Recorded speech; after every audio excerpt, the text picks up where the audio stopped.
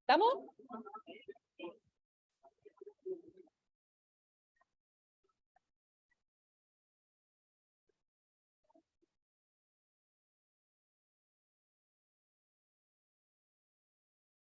Ya. Buenas tardes. Hola a todos. Estamos, además de los presentes, también estamos conectados por streaming, así que también bienvenidas y buenas tardes a quienes nos siguen online, por eso hay que seguir puntualmente los horarios, ¿no? Bueno, muy buenas tardes a todos. A nombre de Libertad de Desarrollo les doy la bienvenida al lanzamiento de nuestro libro Lecciones Constitucionales, Reflexiones sobre un proceso fallido y propuestas para el debate. El libro reúne 12 artículos elaborados en conjunto por exconvencionales, académicos e investigadores de Libertad de Desarrollo, que plantean, por una parte, una reflexión crítica y rigurosa de los principales planteamientos y debates que tuvieron lugar en el proceso constitucional anterior, y por otra parte, propuestas para el nuevo proceso iniciado la semana pasada. Esta combinación entre los relatos y experiencias de quienes fueron los protagonistas en la exconvención constitucional y de académicos e investigadores de Libertad de Desarrollo que han seguido la discusión y se han especializado en las distintas temáticas, logra plasmar de manera nítida la mayoría de las discusiones y cómo ellas se fueron traduciendo en una propuesta de constitución radical y alejada de nuestra tradición y cultura política, y por qué no decirlo, del sentido común de una importante mayoría en el país, lo que finalmente nos llevó en su conjunto a un rechazo contundente por parte de la ciudadanía. A lo largo de las páginas de este libro se entrega una mirada para el futuro, que a partir de la experiencia reciente nos permite hacer propuestas para el trabajo de redacción de una constitución que sí promueva el desarrollo, la unidad y el bienestar de todos los chilenos, una constitución justa. Como bien señala Lucía Santa Cruz en su prólogo, Lecciones Constitucionales, una crónica del fracaso del experimento refundacional de la Convención, ofrece razones fundadas que explican el rechazo mayoritario al texto plebiscitado, debiendo este diagnóstico y sus aprendizajes ayudar a encauzar mejor las próximas deliberaciones. Como todo proyecto, este libro nace a partir de una chispa que una persona aprende. A esa chispa inicial luego se van sumando más talentos y manos. Gracias a todos quienes participaron de este libro y a quienes hoy nos acompañan. Gracias a ti, Pedro Varela, por haber prendido esa chispa inicial. Estoy segura que a partir de las reflexiones y propuestas contenidas en este libro, seguiremos aportando desde Libertad de Desarrollo al debate que está comenzando. Dejo con ustedes a Pilar Asbun, coordinadora de Asuntos Jurídicos y Legislativos de Libertad de Desarrollo y coeditora de este libro, quien presentará a los expositores que nos acompañan el día de hoy. Muchas gracias.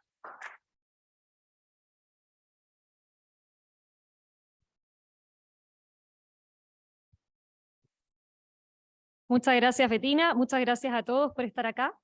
Antes de presentar a nuestros destacados panelistas, queremos agradecer a cada uno de los autores de este libro por su trabajo reflexivo y riguroso, a Lucía Santa Cruz por su ilustrador prólogo, a Rodrigo Álvarez, quien explica las causas del fracaso de la Convención Constitucional y es coautor, junto a Francisca Toledo, María Paz Valenzuela y a quien habla, del capítulo Ecologismo Radical de la Propuesta Constitucional, Errores y Perspectivas para el Futuro, a Jorge Ramírez, quien aborda el fenómeno de la política identitaria en la Convención Constitucional, y es coautor, junto a Constanza Juve y Natalia González, del capítulo Sistema Político Chileno, ¿hacia dónde avanzar?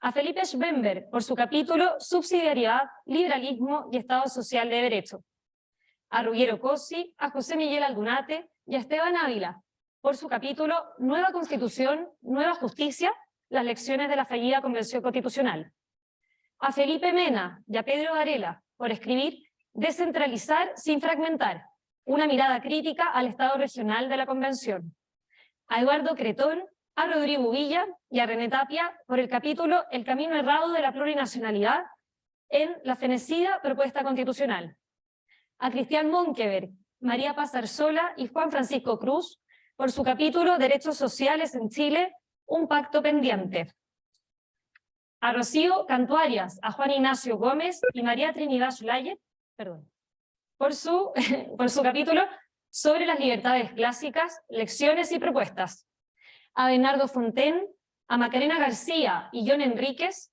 por su capítulo La propuesta de la Constitución Económica de la fallida Convención Constitucional, un manual para ser más pobres que no debemos repetir. Y por último, a Sebastián Soto, por su propositivo epílogo, 9 conceptos para un nuevo comienzo. También agradecer, ya lo dijo la Betina, especialmente a Pedro Varela, que es coeditor de este libro, pero el principal impulsor de esta iniciativa. A Morín Halpen, a Cristina Cortés y a todo el equipo de Libertad y Desarrollo que ha colaborado en hacer posible este lanzamiento.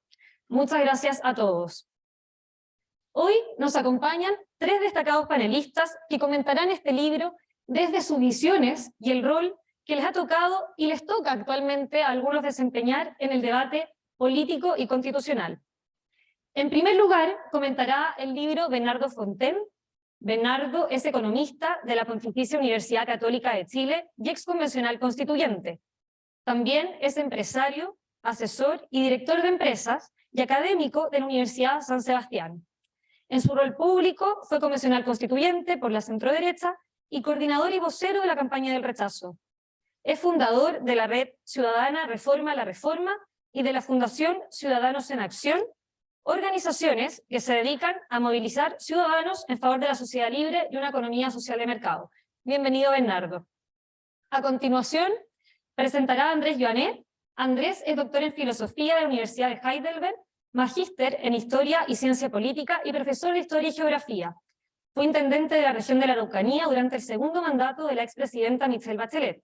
Actualmente es diputado por la región de la Araucanía y primer vicepresidente de Amarillos por Chile. Muy bienvenido, Andrés. Y por último, le tocará el turno a Natalia González. Natalia es abogada de la Pontificia Universidad Católica de Chile, máster en Derecho de la Universidad de Chicago.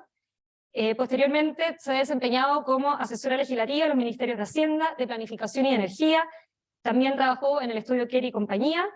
Fue la primera directora del Centro de Derecho Regulatorio y Empresa de la Universidad del Desarrollo. En 2 oportunidades ha sido directora del área constitucional acá en Libertad y Desarrollo, y también es consejera para la transparencia, y a partir del 6 de marzo reciente es integrante de la comisión experta que tiene el mandato de elaborar el anteproyecto de la nueva Constitución. Muy bienvenida, querida Natalia. Por lo tanto, un aplauso para los 3 para darles la bienvenida.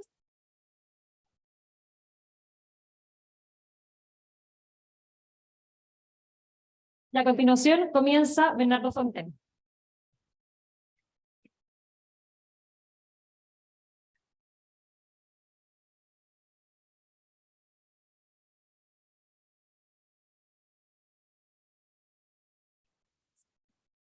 Bueno, funciona esto, ¿no? No sé, parece que sí.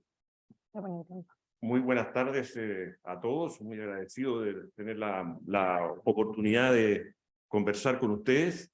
Veo grandes amigos aquí, veo a Cristian Monkever, ¿no es cierto?, que compartió con nosotros esta verdadera pesadilla que fue la convención, y veo además muchos que fueron personas que fueron importantes asesores nuestros, así que lo valoramos mucho.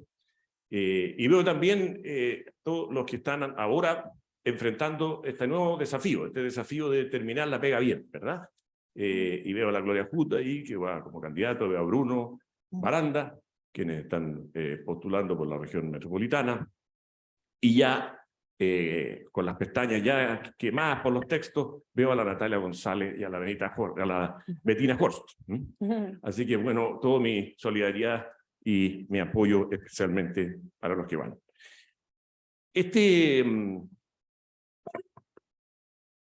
Este libro merece una enorme felicitación para los demás autores, ¿no?, porque en el fondo recoge y ordena un proceso que desde fuera probablemente se vio mucho más desordenado de lo que fue.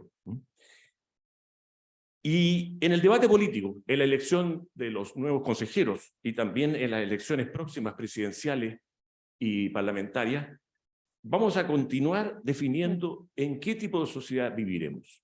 Es verdad que el rechazo, ¿verdad?, fue una maciza derrota del proyecto político refundacional de la izquierda radical, y es verdad también que la realidad ha ido deteniendo por ahora el avance de ese proyecto, y eso nos hace respirar muy aliviados. Pero, por otra parte, tenemos que, en el mundo de Boric, la derrota de la Constitución todavía es interpretado con mucho fanatismo. Es interpretado como que se debió a los fake news, se debió a la ignorancia de los ciudadanos, o que ellos van tanto más adelantados que el resto, que es cuestión de tiempo que los pobres ciudadanos los alcancen. Y en ese sentido, yo suscribo la idea de que en los proyectos del gobierno, en las propuestas o en las discusiones de la nueva Constitución, van a estar presentes muchas de las ideas y de las malas ideas que hubo detrás de la convención. Al final la convención es el proyecto político de la izquierda radical y es el proyecto político del presidente Boric y de su coalición. Y lo que a mí me hace pensar, o lo que a mí me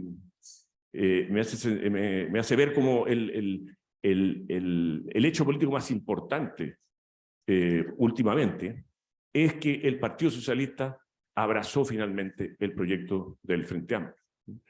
Y en ese sentido lo que uno observa es que el Partido Socialista entró por los cargos, ¿no es cierto?, pero no entró con las ideas de la concertación, entró con las ideas del Frente Amplio y de la izquierda radical.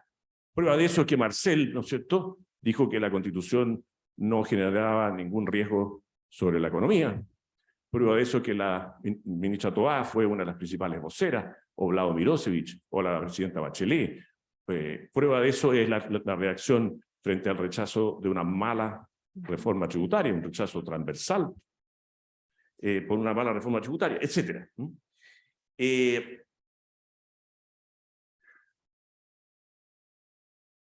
Bueno, y aquí vamos de nuevo. Sin mucho entusiasmo, tenemos que ir a votar por nuevos consejeros y embarcarnos en una nueva discusión constitucional que no se agota ahí, digamos, ¿no es cierto? Porque, insisto yo, en resaltar la identidad de los proyectos de reforma del gobierno, de las actitudes del gobierno con este proyecto refundacional que estaba en la convención.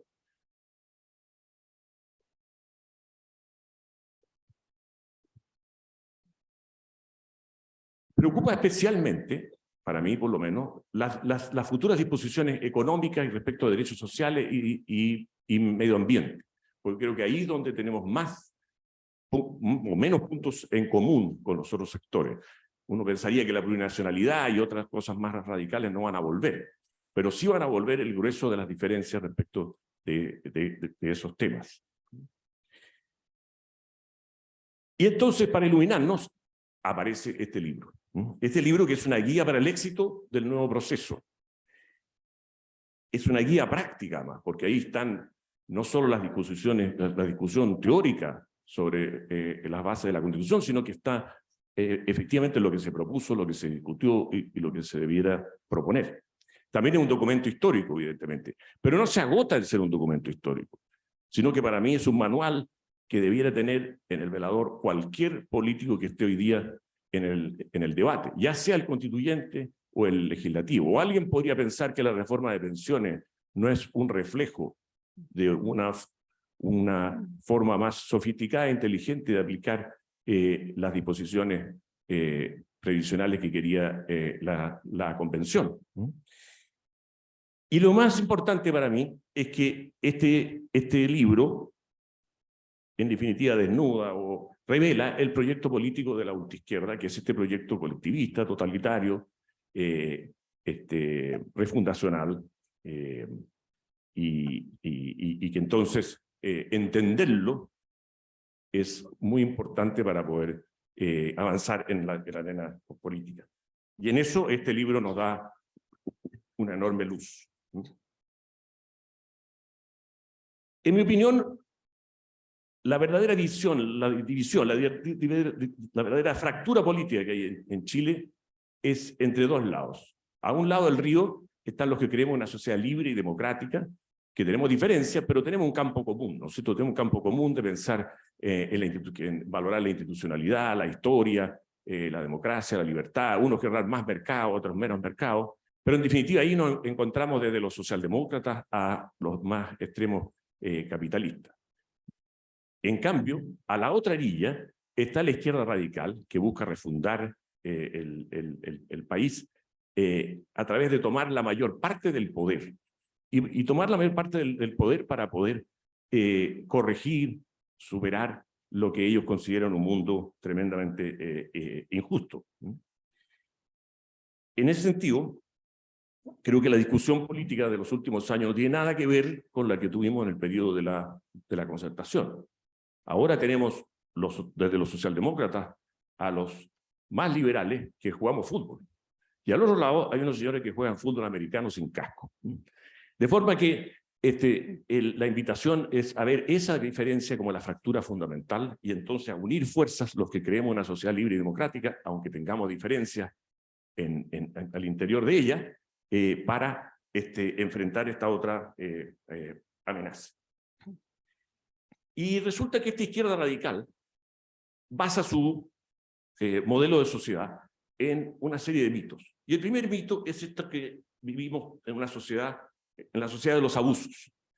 Y aquí tenemos para ilustrar en su principal discurso que realizó Beatriz Sánchez, ex candidata a presidente, como todos sabemos, y constituyente en la convención, donde ella hizo esta afirmación que es, por decirlo menos, sorprendente. Esto que lo único que es seguro en Chile es que el que nace pobre vive pobre y muere pobre. Y la realidad obviamente no es esa, ¿no es cierto? La realidad obviamente es que la mayoría, si no todos, han mejorado su calidad de vida en los últimos años como nunca antes. Y si bien es cierto, por supuesto que hay injusticia, y hay desigualdad, y hay derechos sociales insuficientes muchas veces, y los salarios son bajos, y hay problemas con el medio ambiente, etcétera, nadie puede decir que este país no ha mejorado. Todos los datos económicos, todos los datos sociales, todo el sentido común, cualquiera que haya caminado en Chile hace 30 años y hoy día, se da cuenta de que es fácil desmentir esta frase. Pero, aún así, contra toda evidencia, y eso lo vivimos tan claro en la convención, la izquierda radical basa su modelo político en esto. El segundo mito es ver la economía como un juego de poder. Ellos no entienden la economía como un sistema de colaboración entre los voluntarios, entre las personas y de incentivos, sino como un sistema de poder. Entonces, digamos, el empresario no sube los sueldos porque tiene el poder para no hacerlo. Es un problema de voluntad. Y esto lleva entonces a un voluntarismo económico total. Y eso es lo que explica por qué, por ejemplo, un gobierno puede plantear una reforma tributaria que castiga tan enormemente el ahorro que es necesario para la inversión que es necesaria para los empleos, para los salarios y para el propio financiamiento al final del fisco y impuestos, pensando de que los individuos, los agentes económicos son estáticos, ¿no es cierto? No van a reaccionar, no van a sacar la plata de Chile, no van a invertir y ahorrar menos. Y es porque la sensación de decir, oye, nosotros tenemos el poder para cambiar las cosas. O piensen ustedes esta frase que está ahí de Osvaldo Andrade, expresidente del Partido Socialista, respecto a la reforma de pensiones, en que alude que el problema de fondo de la reforma de pensiones, y a mí me asiste un convencimiento parecido, es la intención de la izquierda radical de capturar los ahorros previsionales, más allá de toda consideración respecto a las pensiones y otros temas. Entonces, eso lleva a muchos errores en la política económica y en la política de desarrollo y en el entendimiento de la sociedad. El tercer mito, y voy a avanzar más rápido, es el extractivismo, ¿no es cierto? Esta idea de que Chile solamente exporta piedras, palos y frutas que se caen de los árboles, no hay valor agregado, no hay creatividad. Bueno, eso obviamente es contrario a toda la realidad. Esta idea de que el Estado entonces tiene que es el llamado a crear valor agregado, ignora los fracasos de todas las políticas industriales estatales, y en definitiva, tampoco prueba, esta teoría de ellos, nunca que el valor agregado sea buen negocio, porque si fuera buen negocio hacer baterías de litio ¿por qué nadie las ha hecho si no está prohibido? El capítulo 8, el capítulo 2.8, se refiere justamente a estos dos últimos temas, al mito de la economía como un juego, solamente un juego de poder, y el tema del extractivismo, entre otras cosas. Entonces, frente a estos mitos, el modelo de la izquierda radical se ve en la obligación moral e ideológica de capturar el máximo de poder para eliminar este mundo injusto. Y aquí tenemos esta hermosísima frase de Jaime Baza, ex vicepresidente de la Convención, que siempre nos transmitió que todo el esfuerzo de la nueva Constitución era para redistribuir el poder. Y en definitiva, en su percepción, Chile, desde su fundación, había sido secuestrado por las élites y era una historia de despojo. Frente a esto, entonces, no cabía más que echar abajo la sociedad, y la Convención y el gobierno de Boric son la oportunidad de la izquierda radical de cambiarlo todo, refundar. Y bueno, incluso algo de violencia y algo de fuego se puede justificar. Y eso entonces lo que está detrás de los indultos, o lo que está detrás de la resistencia a emplear las fuerzas de seguridad en la persecución de los delitos y la violencia. Y esto nos lleva entonces a cuáles son las lecciones, por supuesto que no están todas aquí, sino que algunas lecciones que me parecen a mí relevantes destacar, justamente leyendo el libro, rememorando lo que fue esta experiencia y apoyándome justamente en los creativos e inteligentes capítulos que contiene el libro. Lo primero es entender que hay 4 grandes fuerzas ideológicas en esta izquierda radical. Uno es el estatismo clásico, el segundo es el ambientalismo talibán, que tiene en su versión la idea de que hay que decrecer económicamente, y eso, el resultado o las consecuencias constitucionales y legales de esa idea están muy bien analizadas en el capítulo 2.4. Y también está el feminismo radical, que está analizado también en el capítulo 2.7 y en el 1.2, el segundo capítulo. Y el indigenismo extremo, que está en el 11.7, y me faltó ahí nombrar, era el 11.5, perdón, y me faltó nombrar el capítulo de plurinacionalidad, creo ahí. Lo interesante es que todas estas fuerzas que estaban muy vivas y muy activas y muy soberbias ahí y arrogantes en la Convención, al final concluyen que hay una gran solución para todos estos abusos, injusticias históricas, que es el Estado. Y por eso todas se terminan uniendo en esta izquierda radical. En el capítulo que explica y analiza esto de la política identitaria, que es, si no me equivoco, el segundo, está muy bien expresado cómo en el pensamiento de tendencia marxista, digamos, se ha ido sustituyendo el proletario por el indígena, las mujeres, el medio ambiente, como el ser abusado, digamos, o el ser oprimido. Entonces ya han ido abandonando la idea de que el oprimido es un obrero, que ya está obsoleto ese oprimido, y entonces lo han ido sustituyendo por estos nuevos oprimidos. Y creo que eso está muy bien analizado ahí. Y prueba de eso, que mejor prueba que esta frase de la Elisa Loncón, ¿no es cierto?, donde ella, cuando le preguntan ahora en Harvard, no sé por qué a mí nadie me ha conviado a ninguna universidad afuera, debe ser porque no me vestía distinto. Entonces, en definitiva, ella en Harvard le preguntan por qué la población mapuche arrasó el rechazo, y ella dice porque no saben pensar en realidad, ¿no es cierto?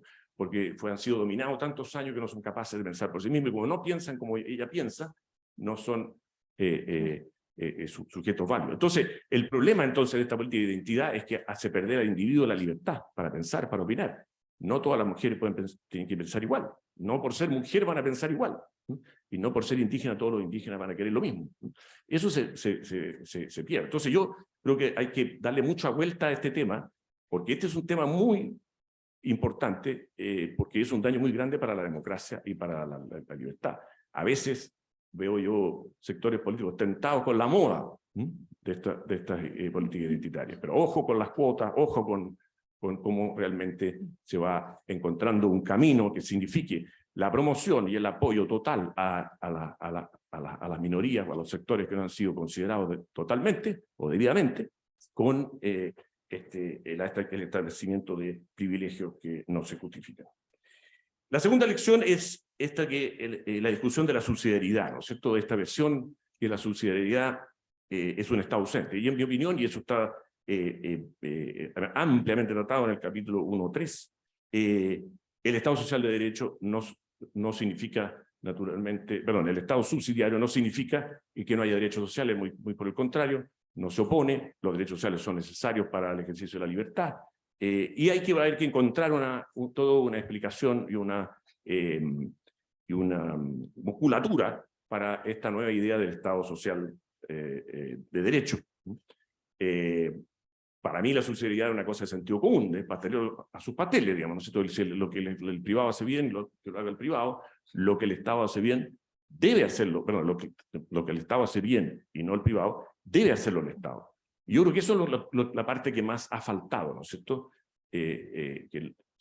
A veces se ha caído una interpretación incorrecta de la subsidiariedad, que significa esto que el Estado no actúa, digamos. No, lo que se trata es que el Estado debe actuar. Y cuando uno ve las demandas sociales, en pensión, en salud, en vivienda, etcétera, etcétera, caramba que ha faltado que el Estado chileno actúe eficientemente y eficazmente, ¿no? Entonces, ahí no se ha cumplido la verdadera subsidiariedad. La siguiente lección es que una buena constitución, a mi juicio, lo más importante es que debe dar más poder, más capacidad de decisión a las personas y debe establecer más responsabilidades y obligaciones al Estado, y como el Estado lo administran los políticos, esto significa más obligaciones y más responsabilidades a los políticos. Yo creo que eso es como la base, porque al final, en mi percepción, las constituciones son para enfrentar el inmenso e inconmensurable poder del Estado. También son como organizar el Estado, como funcionar, pero al final, lo realmente relevante es la protección de los ciudadanos frente al Estado. Y debe incluir, por supuesto, un sistema electoral mayoritario y un sistema político balanceado, algo que está trabajado ahí en el capítulo 2.1, y creo que va a ser un tema de nuevo de discusión importante, parlamentarismo, presidencialismo, etcétera, etcétera, y distintos detalles. Sí creo que yo iría más allá de lo que ese capítulo establece en cuanto al sistema electoral, que me parece a mí la madre de todos los problemas, y creo que en la Constitución ojalá quede establecido el sistema. El capítulo menciona que daría como las bases del sistema, y probablemente eso es técnicamente correcto, pero va a ser muy difícil que los incumbentes en el Congreso lleguen a un buen sistema, y me parece más práctico que sea este consejo, que no es incumbente, el que establezca las reglas. También una nueva constitución debe establecer las bases para que Chile vuelva a despegar económicamente y socialmente y tenga seguridad, ¿no es cierto? Seguridad contra el narcotráfico, la violencia, etcétera, etcétera. Y eso parece muy importante, proteja más a las víctimas y no a los delincuentes. Que nos una y nos acoja a todos, permitiéndonos emprender libremente. Y ahí hay toda una cantidad de temas que va a ser bastante discusión. Yo me estoy refiriendo a estas lecciones precisamente pensando en lo que yo preveo o supongo que van a ser las grandes discusiones. Y creo que va a haber una gran discusión sobre el rol del Estado en la economía, sobre las normas laborales de la Constitución, sobre los límites del derecho de propiedad, sobre los temas ambientales y cómo limitan el emprendimiento. Entonces, yo sospecho que aquí hay un tema bastante fuerte que analizar y que preocuparse y que estar atento. En cuanto a los derechos sociales que están finamente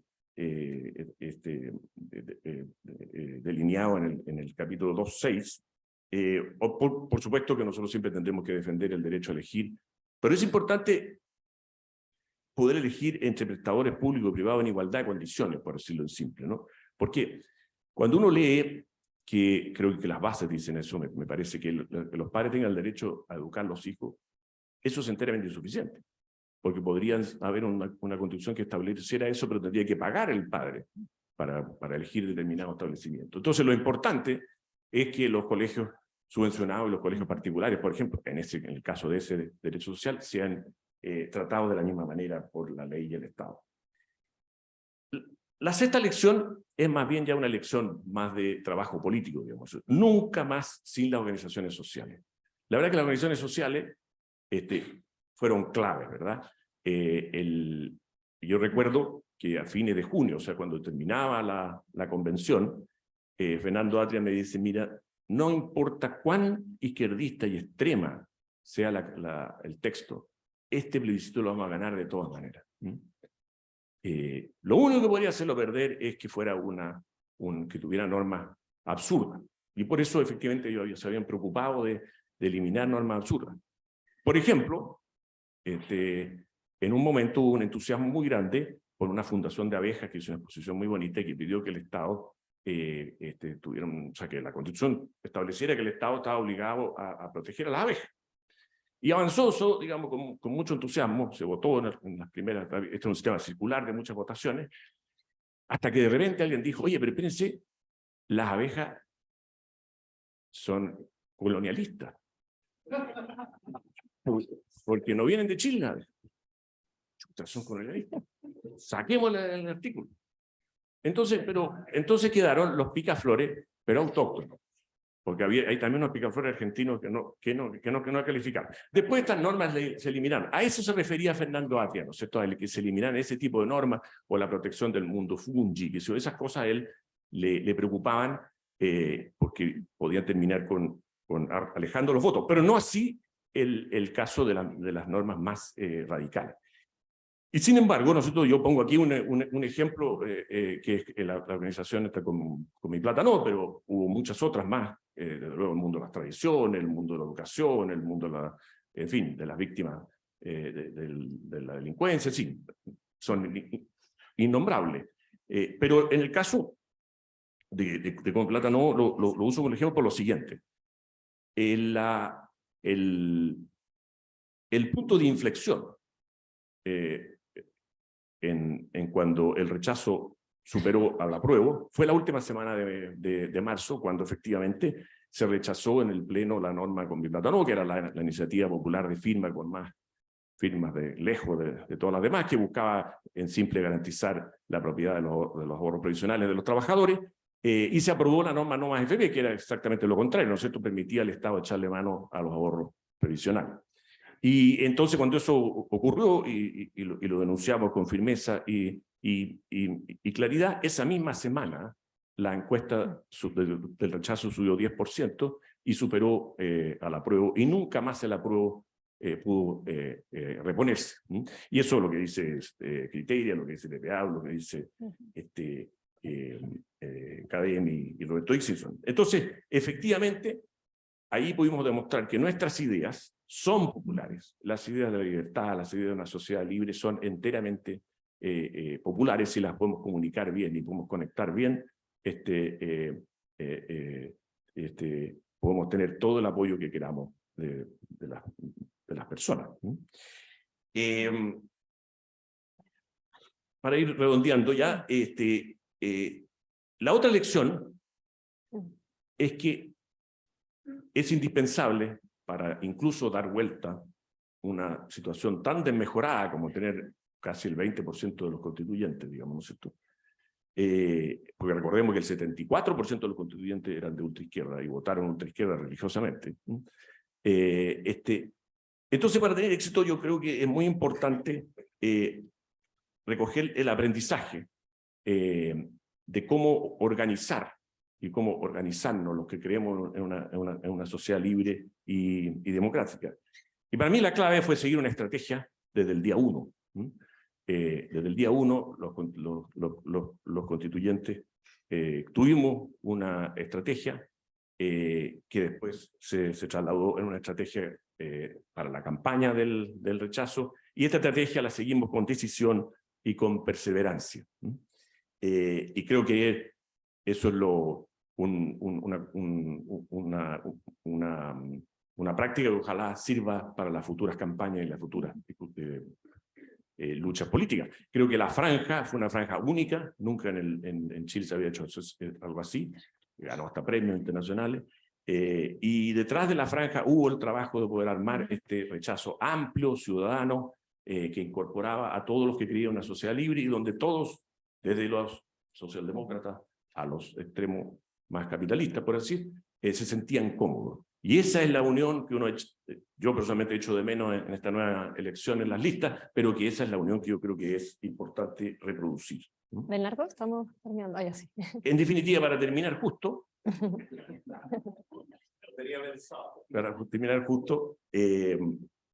no hay duda que este libro entonces es fundamental para no solo la historia, no solo para el debate constitucional, sino que para comprender a qué nos estamos enfrentando en los futuros debates políticos y en las futuras elecciones. Y cuando uno lo lee, vuelve a sentir esa maravillosa sensación que creo que muchos de nosotros sentimos el 4 de septiembre, que fue ese inmenso alivio. Pero ese alivio no basta. Y mi llamado entonces es que no dejemos solo a Chile. Muchas gracias. Claro.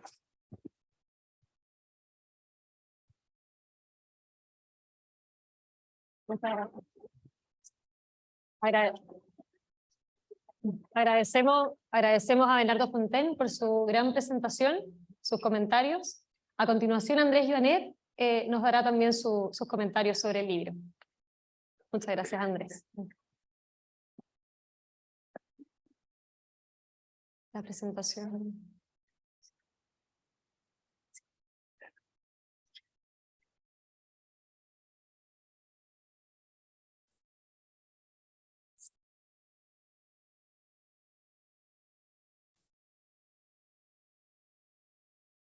Muy buenas tardes a todos, muchas gracias, Libertad de Desarrollo. Veo mucha gente que conozco acá y sería injusto saludarlo porque se me va a quedar algo. Así que los saludo con mucho cariño. Bueno, primero quiero decirles que este es un buen libro. Es un libro de una lectura cómoda, no que sea fácil, porque hay que tener ciertos conocimientos, pero un libro que en el avión se puede leer bien, que es donde yo fui leyendo.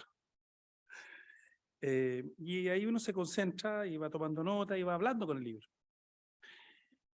Naturalmente no estoy 100% de acuerdo con todo lo que el libro dice, porque yo tengo una matriz ideológica que es de centro izquierda, me construí ahí, yo vengo del humanismo cristiano, soy una persona ideológicamente convencida y vengo de esa familia, y por tanto el libro en muchas partes me acompañaba mucho respecto a mi idea.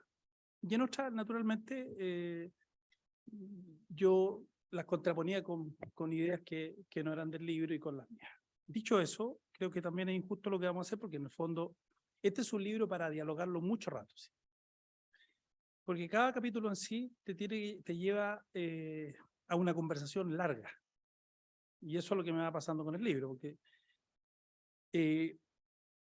porque toca los temas que van pasando, no todos, porque este fue un proceso que si uno lo mira para atrás y empieza a pensarlo, se empieza a agotar. Pero este es un libro que cada capítulo, que aquí ya se ha señalado muy bien, empieza a contar un poco, en el fondo, por qué fracasa esto. Siento, sí, que le falta un capítulo al libro. Y que es el capítulo de la autocrítica de por qué llegamos aquí.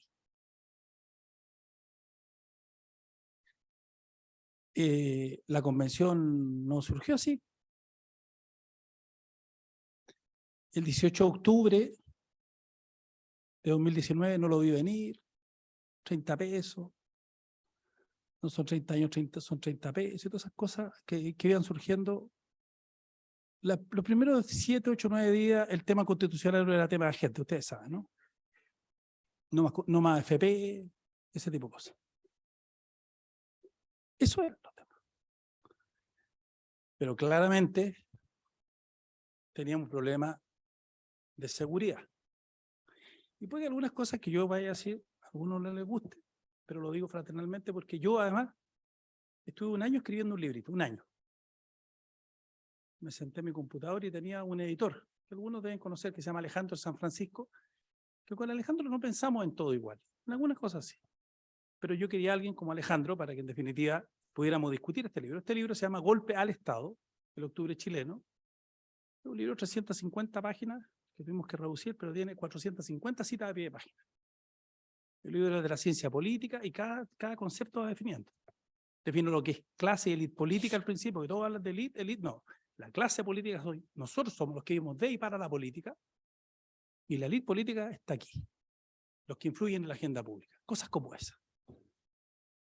Y entonces el libro te va llevando, varios amigos me han dicho muy denso, eso no, claro, efectivamente, un poco eso, pero te sirve, y el libro tú lo puedes leer hoy día y te vas a dar cuenta, eso pasaba.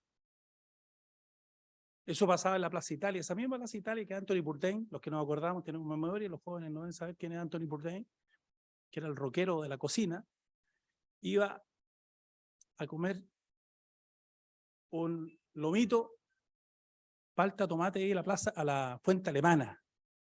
Y hacía ese video maravilloso y nosotros nos enorgullecíamos. Yo lo invito a ver ese video porque Bourdain empieza a contar cómo era ese Chile y tú lo ves con Uneus mostrándole cómo era el país, este escritor, y tú te enorgullecías de eso. Y entraba a los oficinistas a ese lugar y ese lugar fue destruido. Todo eso fue destruido. Y en ese tiempo se normalizó todo. Esos días de locura se normalizó todo. ¿Y por qué lo llevo a eso? Lo llevo a eso porque por Dios que tenemos la memoria súper frágil. Si eso fue hace 2 días, hace un par de días. Y eso, les quiero decir que puede volver a suceder. Y puede volver a suceder si hacemos las cosas mal, que son muchas. Y hay una cuestión que es fundamental para que no ocurra. Yo trabajé 5 años con el viejo Elwin, como le digo yo. 5 años estuve con él, antes de irme a Alemania. Y yo aprendí de ese viejo una cosa extraordinaria que se llama autoridad política.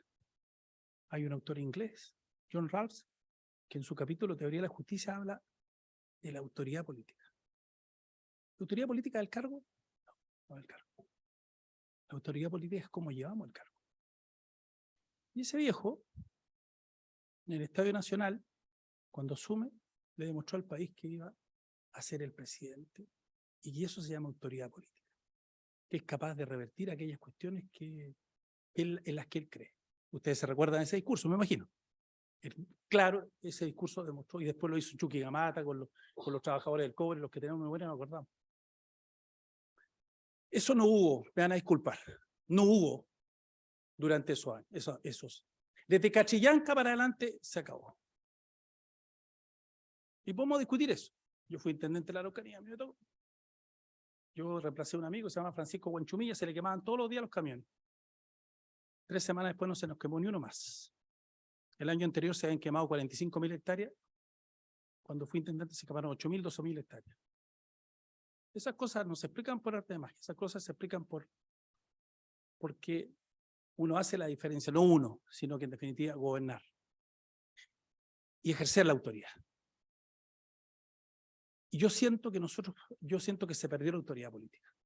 Yo quiero recordar que en ese tiempo el presidente, a quien respeto como presidente y también aprecio, el presidente, varios pensaban que después de esto seguía un cargo en las Naciones Unidas, una cosa así, porque estaba en una cosa internacional, era el que estaba entre Macron y Bolsonaro por problemas de la Amazonía, ¿se acuerdan? Todas esas cosas. Y nos encontramos con esto. Y esto nos llevó al precipicio. Esto nos llevó al precipicio. Estuvimos al punto de caer al precipicio. Yo les quiero hacer la pregunta. ¿Qué pasaría si hoy día, qué pasa si hubiera ganado la prueba? El rechazo no lo ganamos nosotros. No lo ganamos nosotros. Lo perdieron ellos. Nosotros no ganamos. Ellos perdieron. Porque pudieron haber ganado. Pudieron haber armado una cuestión tal que finalmente instala una constitución y terminamos perdiendo. Esa es la verdad. Y estuvimos al borde del precipicio y parece que hoy día todo el mundo se olvidó. Porque esta cuestión ya pasó. Y no es así, no es así. Cuidado. No es que ellos sean la fuerza del mal, no nos perdamos en eso, eso no es así. Hay un 38% de los chilenos que no son antichilenos y nosotros tampoco. No nos perdamos en eso. Este libro a mí me atrae mucho y me empieza a hacer pensar, porque en el fondo, más allá de lo que acabo de decir, que yo siento que le falta ese capítulo que no le quita nada al libro, porque el libro dice lecciones constitucionales, el libro no dice lecciones de historia, así que esa es una cuestión mía. Lo primero es que nunca hay que destapar todavía, no, se destapa la champaña. No se destapa, porque nos queda mucho. Y yo creo que esto nos sirvió. Yo creo que, yo pensándolo, tengo escrito para esta nota, pero voy divagando. Yo pensándolo, digo que no fue malo que nos haya pasado. Primero, para no creernos el cuento que no nos puede pasar. No nos va a pasar nunca esto. No, lo de Venezuela nunca nos va a pasar, los argentinos. No, estamos lejos los argentinos. Los que tenemos más memoria, sabemos cómo venían los argentinos los 70, los 80, y cómo nos hacían sentir. Y cómo cambió este país. Hay un gráfico que es bien bueno que ustedes hicieron al final del libro, que demuestra cómo en 10 años Chile duplicó su Producto Interno Bruto histórico. O sea, de 1890 a 1990 crecimos 100 y de 1990 al 2000 crecimos 100. Duplicamos. Creció la casa, duplicamos. Le pusimos la inflación a la casa igual de grande. Mientras los argentinos, con Menem, el Tango 1 y Tango 2, estaban en otra cosa, nuestro presidente Frei, un poquito fome, viajaba por el mundo y lo molestábamos porque andaba, ¿se acuerdan cómo molestábamos a Frei? Y miren lo que pasó con Frei. Pero ese Frei representaba un poco lo que éramos nosotros. Y sin darnos cuenta nos pasó lo que nos pasó y el Chile creció, etcétera. Pero yo quiero decirles que nosotros empezamos a avanzar y de repente dijimos, no nos va a pasar lo de Venezuela. No, pero si está tan lejos eso. Quienes estuvimos en Venezuela, quienes hemos estado en Venezuela en este tiempo, o sea, cuando íbamos a Venezuela, yo veía a los tipos armados, o iba a otros países y veía a los militares en el centro de la ciudad. Yo me acuerdo que iba a Ecuador, a Quito, y veía a los militares, y a mí me asustaba ver militares con una metralleta en el centro de Quito. Nunca nos va a pasar. Y nos pasó. Y nos pasó fuerte. Porque la imagen del país que nosotros vemos aquí adentro no es la imagen como nos ven afuera. Por esas cosas la vida. Sigo con contacto con muchos amigos alemanes y les digo que nos ven muy distintos como nos vemos. Nosotros creo que nos seguimos viendo de forma distorsionada. Nos seguimos viendo. Y tenemos que tratar de vernos de otra forma porque si no, esto no va a resultar. Y podemos tener un 2.0 que sea un poquito más duro. Y ahí no hay vuelta. Por tanto, hay que hacer las cosas bien. Más allá de este proceso constitucional, creo que tenemos una gran oportunidad. Una gran oportunidad, y por eso tal vez soy amarillo, y siempre he sido así medio, y por eso fui demócrata cristiano, y me fui a la ADC con mucho dolor después de 34 años de militancia. Mi padre, me metió de mi padre, y yo les quiero contar. Yo tengo una familia de 16 hermanos, 16 hermanos. Una mamá, un papá. Mi padre era dirigente sindical. Mi padre fue preso político y torturado por la dictadura. Yo no tengo ningún remordimiento, ningún resentimiento. Es más, soy bien apoyador a los carabineros, a los militares, soy presidente de la Comisión de Defensa. O sea, yo soy un tipo además porque me gusta, mi padre nos tenía ordenadito, súper ordenadito. Imagínense, familia de 16 había que ser ordenadito, si no, era en otra época, no le digo a los jóvenes lo que se hacía en las casas, porque hoy día, pero era otra época, y más con un dirigente sindical, pero un viejo súper claro y mi mamá igual. Efectivamente, como siempre me dicen cuando cuento, no teníamos televisión, pero teníamos muchos libros, muchos libros. Teníamos además las selecciones del Reader's Digest, todas esas cosas maravillosas que había en esa época. Entonces, digo eso porque esta construcción que uno se va haciendo de este país, yo creo que ahora, y por eso les cuento un poco la historia de donde vengo, ¿no? Yo vengo de una situación de una familia precaria que nos costó, porque imagínense cómo nos costó salir. Mi primera profesión fue tirar un carro de verdura en Temuco y salir adelante, pero mi mamá dijo, no, ustedes estudian como sea, obviamente estudiamos con crédito, pero más allá de todo eso que el Estado es la familia. Si no fuera por mi mamá y mi papá, yo no estaría parado acá, si eso es el fondo. Más allá de los Estados, ¿no? La familia es muy importante. Pero bueno, dicho eso, les quiero decir que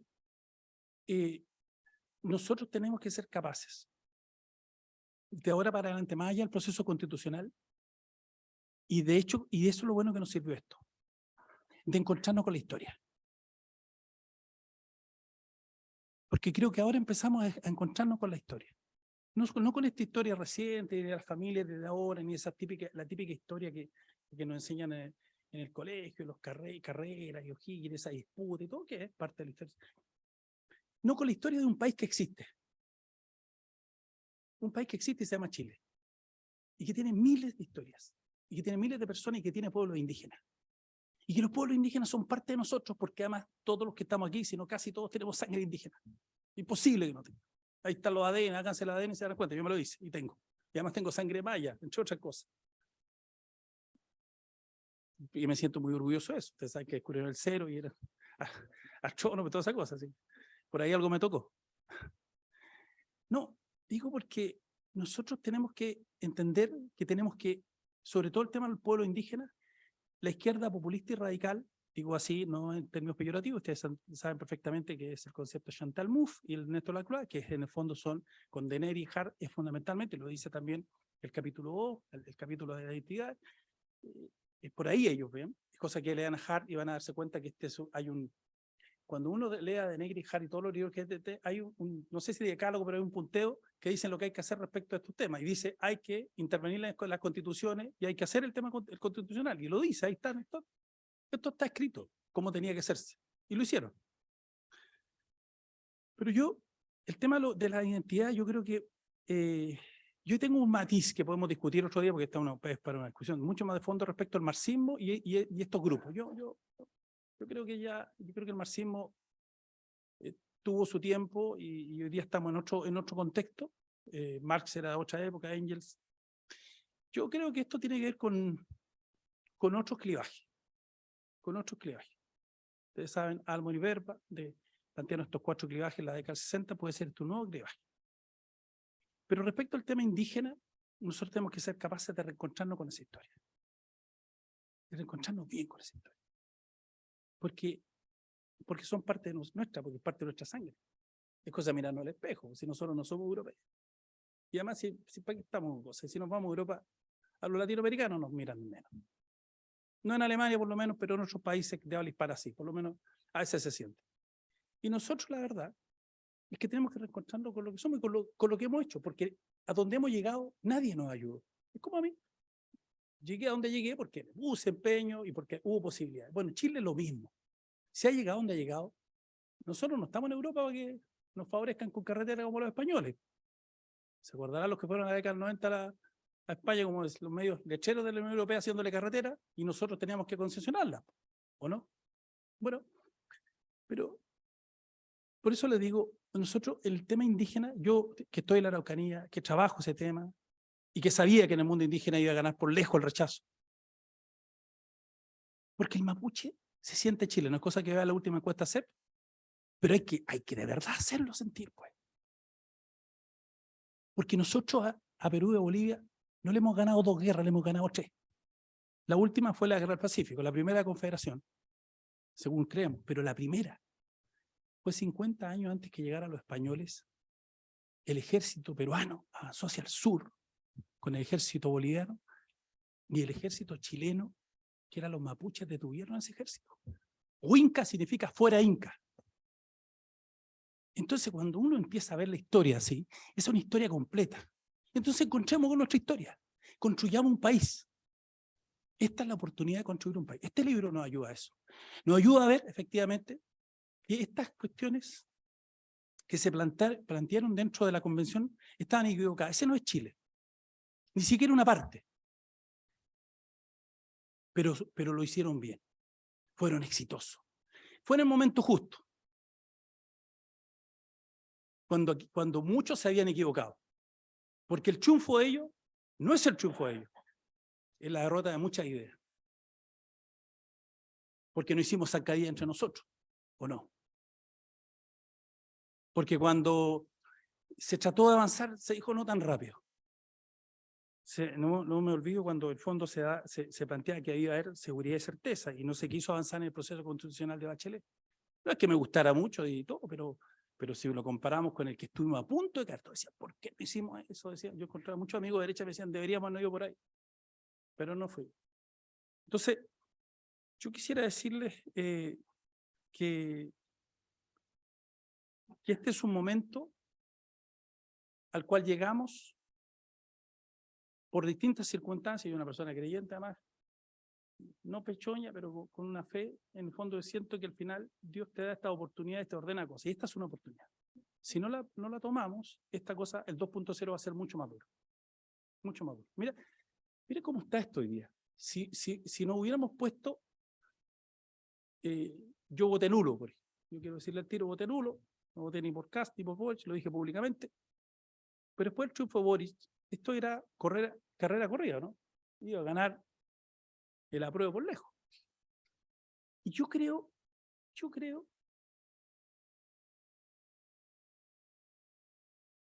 que el rechazo iba a ganar siempre. Porque además, este fue un proceso mal concebido, etcétera, y creo que lo que pasó en ese minuto era una cuestión del momento que después, naturalmente, fue macerando, y en el fondo es Chile el que está ahí, en la expresión. Cuando le digo que por qué el mapuche votó como votó en Lonquimay, 86%. 86% de lo que son pehuenches. No digan mapuches, se ofenden. Pehuenche. ¿Es que son ignorantes, como dijo Loncón? No. Son chilenos. Y no querían perder Chile. ¿Saben? Y ese es el concepto, esas son las cosas que uno tiene que empezar a buscar un poquitito más allá. No quedarse con esas cosas en los medios de comunicación, porque los medios de comunicación en ese tiempo fueron muy favorables. Yo veía los días del estallido social, que era una locura. O sea, se estaba incendiando el país y los medios de comunicación como que además lo alentaban. De todos lados, ¿eh? Pero en las poblaciones estaban las cosas, 500 ataques, hubo 500 ataques de comisaría de Carabineros, 500. ¿Se imaginan? 500 ataques de comisaría de Carabineros, no uno, 500. Pero todos ahí estábamos muertos a media, ¿no? Bueno, algunos no, algunos estábamos escribiendo y dijimos, y que yo escribí un libro, dije un día voy a escribir, yo lo voy a contar, un día no voy a contar el nombre de un sociólogo que usa el pelo largo, pero ya dije un poco quién era. Me puse a leer el libro en el Persa Bio, yo soy mucho el Persa Bio, me gustan los anticuarios, esas cosas, y ahí veo ese libro. Y la verdad que dije, no, esto no. Pero después me miré y dije una mala palabra de mí, no voy a repetir acá, pero tú no estás escribiendo. Yo me puse a escribir, hablé con Alejandro y sacamos este libro. Y ahí empecé a ver un poco cómo nos pasó. Entonces, yo agradezco haber leído este libro, los invito a todos de verdad a leerlo. Léanlo de forma crítica. Todos los libros que uno lee, siempre hay una parte que, a mí, por ejemplo, me gusta Sandel, me encanta Sandel. Pero también algunas cosas, o me encanta Gadamer, porque además tuve clases con él, tantas cosas, pero siempre yo los invito a leer este libro de forma crítica, pero crítica hacia uno mismo. Pónganse un espejo leyendo este libro. Porque lo peor que uno le puede pasar cuando lee este libro es que finalmente no aprenda qué es lo que uno puede hacer mejor. Uno, no el resto, uno. Cada uno de los que está aquí puede ayudar a que este país sea un mejor país desprendiéndose de algo. Y por tanto, si nosotros creemos que vamos a seguir de la misma forma, nos va a ir mal.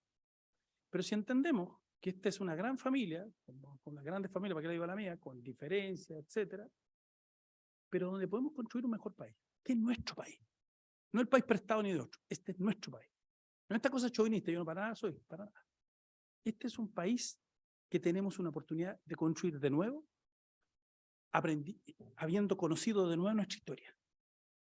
Porque ahora empezamos a ver que hay gente que lo pasa mal, en fin, no, que no lo viéramos, y hay gente que hay que decirle, mira, no importa si votaste por otro lado, estás en otra cosa, no importa, tú eres chileno y queremos lo mejor para este país. Tú desde una perspectiva y de otra, vamos a tratar de buscar un punto para, en definitiva, que a Chile le vaya bien y a los que vienen. Entonces, estamos casi listos con estos términos. Yo quisiera, tengo miles de cosas que anoté acá y excúsenme por lo desordenado. Decirles que, el último término, que estas no son batallas, pero que hay una cuestión ideológica. yo le dije dónde vengo ideológicamente. Yo soy complicado para la izquierda, porque yo vengo de la centro-izquierda, más en el centro hoy día, como usted izquierda, lo mismo, pero la izquierda populista y radical, que naturalmente tiene, efectivamente en eso, tiene una vertiente marxista, etcétera, pero pobre Marx hoy día con ellos, no sé qué haría. Es cosa de ver qué opinaba Marx de ellos mismos, ¿no? De los anarquistas, en fin. No, ojo con eso. Con esto termino. Dijeron al final, ojo que perdimos una batalla.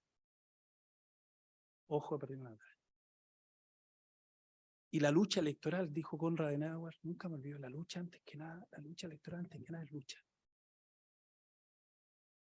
Y yo creo que tenemos una gran posibilidad para, en definitiva, a partir de este nuevo proceso constitucional, que lo hicimos, sacamos de la galera, porque con los amarillos, con esta cosa por ahí, por allá, yo creo que es una oportunidad, pero que, como les digo, tiene esos caminos.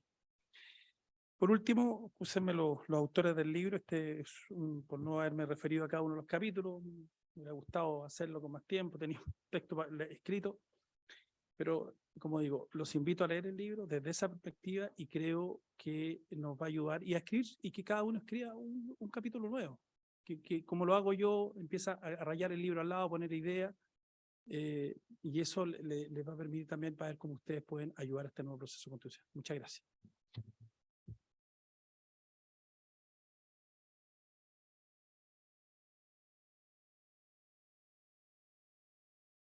Muchas gracias, Andrés, por tus reflexiones.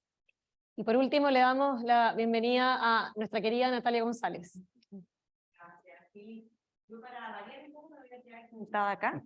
Les voy a agradecer desde ya su paciencia, porque ya es tarde tras una larga jornada y tengo la difícil tarea de hablar al final, además después de dos grandes oradores que han hecho profundas reflexiones sobre el proceso constitucional fallido que se cerró el año pasado con el plebiscito de salida, con un rotundo rechazo. Y hoy día desde una tarea que, como bien decía tanto quienes me antecedieron en la palabra, tenemos una oportunidad. Y yo agradezco infinitamente este libro, no solamente porque ha sido escrito por personas que me merecen el mayor respeto intelectual, personas rigurosas en su estudio y análisis, sino porque esas personas supieron combinar también la experiencia práctica, política, que vivieron los convencionales que estuvieron en cada una de estas comisiones. Y muchas veces los debates mirados a lo mejor desde este mismo centro de estudio o desde la plataforma de comentar políticamente o jurídicamente, a veces son más fáciles que sostenerlos adentro, donde hay que negociar, transar y a veces ser pasado a llevar, como fue en el caso de la Convención Constitucional. Yo rescato este libro porque tiene lecciones muy importantes para el proceso que me toca vivir hoy día. Rescato este libro porque nos hace ver lo que no tenemos que hacer. Rescato este libro porque nos muestra un tono que nosotros no debiéramos imitar, sino que más bien enmendar profundamente. Pero quisiera llamar la atención de que este libro nos habla de algunos nudos gordianos que fueron grandes discusiones en la Convención Constitucional, yo creo que algunos de los cuales en la etapa actual se desenredaron bastante y volvemos a encontrarnos de alguna manera con un hilo conductor que nos une en algunos temas que son muy relevantes, con quienes tienen una sensibilidad política diferente.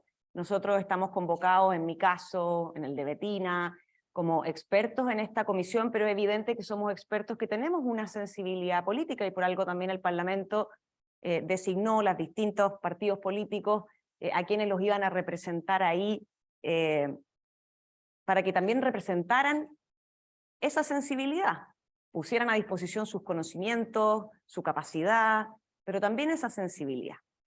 Y yo creo que algunos nudos gordianos se desenredaron, pero otros están ahí latentes, ¿ya?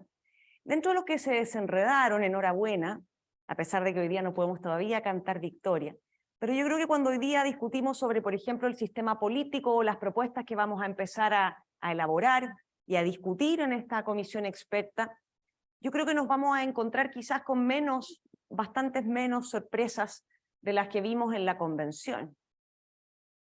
yo percibo en esa comisión en particular de sistema político, y sin que esto pueda ser garantía de ningún resultado, pero percibo que tenemos bastante más unidad de propósito, tenemos un diagnóstico más compartido, y por ende ahora viene una batería de instrumentos con los cuales hacerse cargo de ese diagnóstico, que es una fragmentación excesiva en el Parlamento, que hay un problema con la gobernabilidad, y para eso no es necesario refundar ni pensar a lo mejor en regímenes completamente distintos, sino que más bien hacer ajustes en algunos casos bastante sustantivos, en otros no tanto, al sistema electoral, al sistema de partidos, a cómo se relaciona el gobierno con el Congreso, sin necesidad de inventar la rueda de nuevo, sino que fieles a nuestra tradición constitucional y a nuestras experiencias. Quienes estamos en esa comisión hemos tenido experiencia en el trabajo parlamentario, en el trabajo ejecutivo, en el trabajo de asesor, y la vamos a poner a disposición.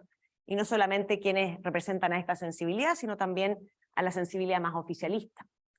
Y yo veo ahí buenas posibilidades, sin ser de nuevo exitista, de que nos encontremos frente a soluciones razonables y necesarias.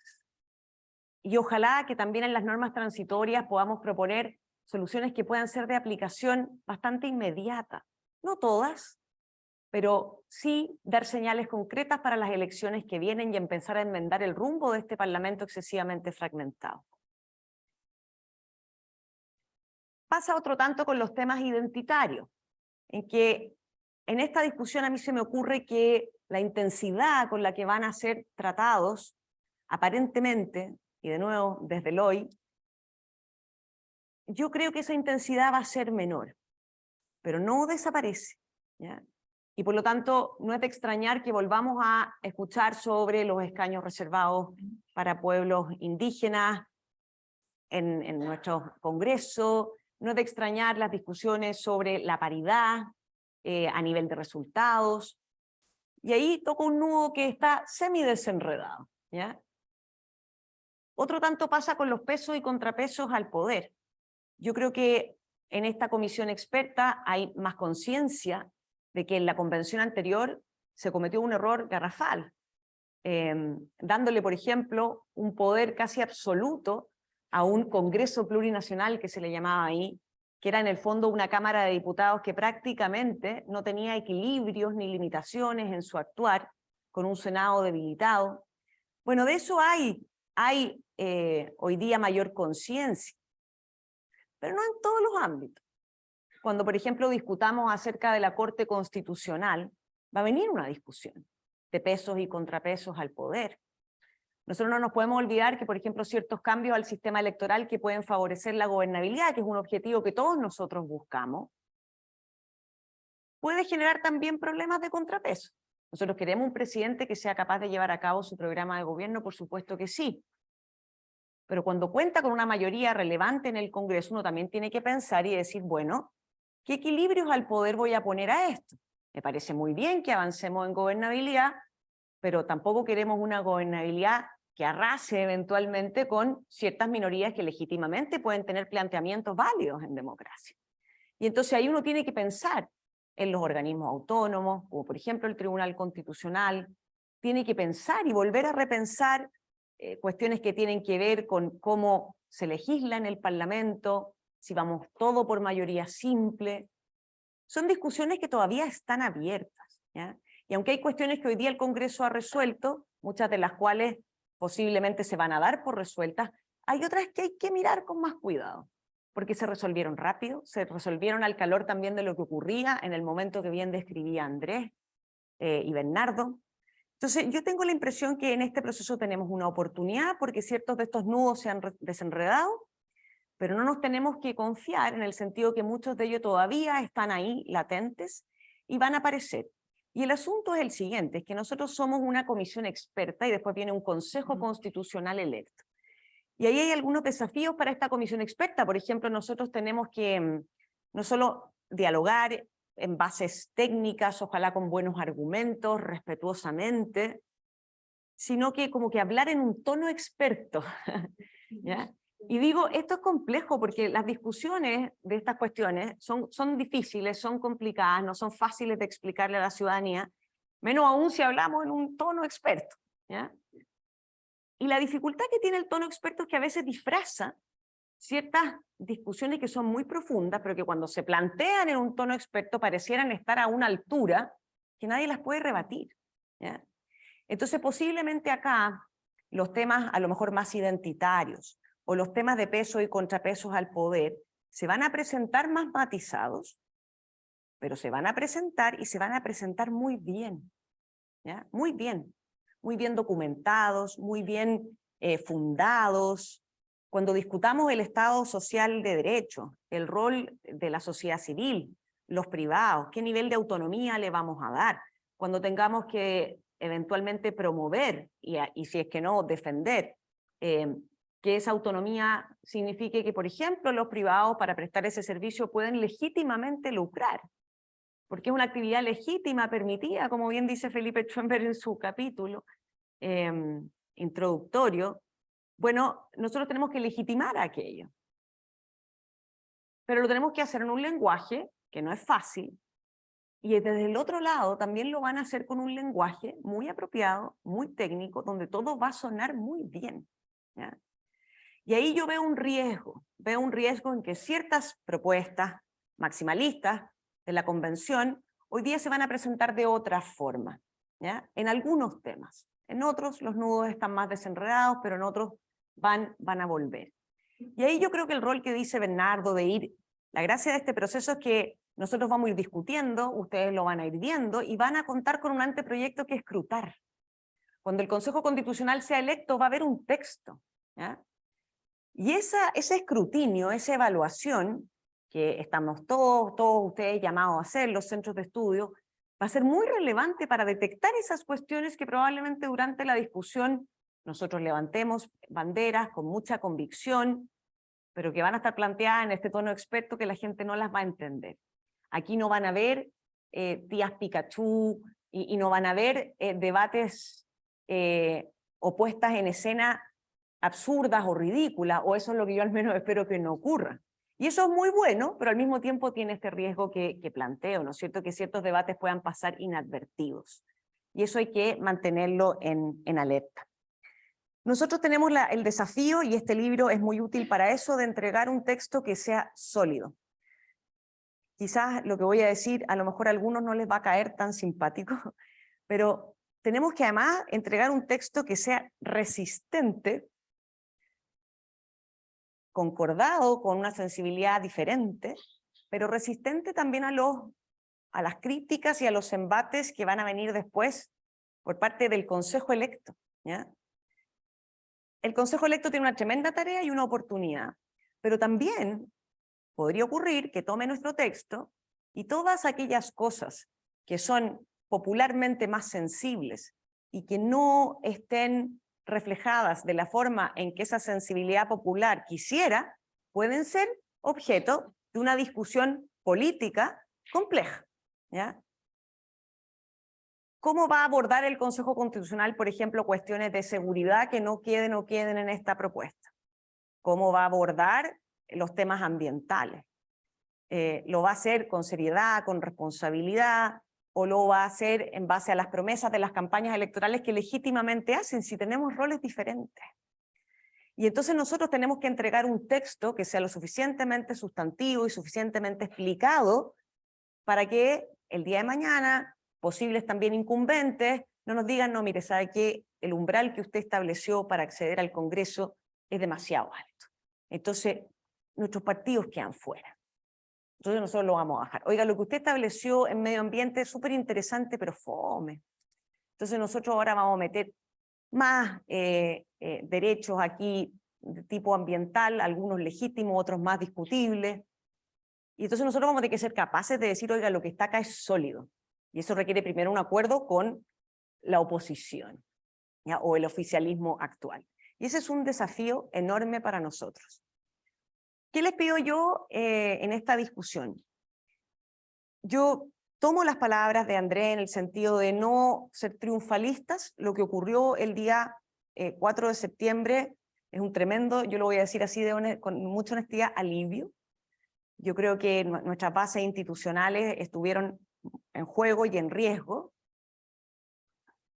ese alivio no tiene que traducirse en un exceso de confianza porque se ve un proceso reglado, razonado, con personas que hablan bien y con personas que son capaces de llegar a ciertos consensos iniciales como los que hemos llegado. Yo creo que la comisión experta ha hecho un trabajo muy distinto hasta ahora al de la convención y eso es valioso. Pero eso no quiere decir que esa discusión esté exenta de riesgos y hay que monitorearla, ¿ya? El rol de la sociedad civil es irla siguiendo, aunque sea más fome que la discusión que vimos el año pasado. Irla siguiendo y preparar para cuando asuman los consejeros constitucionales los análisis y decir, en esto la propuesta es sólida, es robusta, aunque afecte intereses, y en estas otras cosas no lo es, y hay que mejorarla. Esa es la oportunidad que yo creo que da esta anticipación, de alguna manera, del debate experto. Y para eso las lecciones que este libro nos arroja, las propuestas que contiene, van a ser tremendamente iluminadoras para este debate, pero al mismo tiempo nos ponen en un estado de diálogo fraterno, pero de alerta, porque muchas de las cuestiones que están descritas ahí todavía no están resueltas. Y no nos podemos confiar que ya lo están, porque el tono del debate es respetuoso o porque el tono del debate es experto. Gracias, Pili.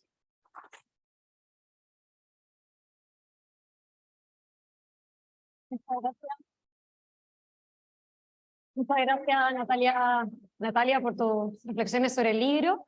Y también te deseamos todo el éxito en esta nueva tarea, tanto a ti como a Betina, que están hoy día presentes. A continuación, bueno, agradecerles a todos por su presencia. Invitamos a un cóctel, también a leer el libro.